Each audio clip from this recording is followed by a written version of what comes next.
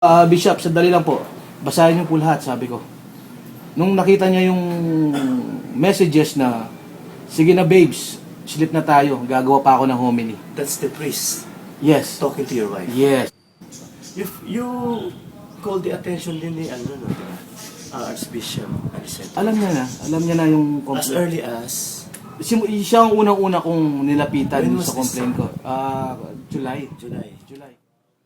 David, you said Bishop David, you filed a complaint kay Bishop David. David, Ah. para sa letter na CBCP na dadaling ko doon. Hindi niya na-receive, pero kinabukasan, pumunta kami doon para ipa-receive nga yun.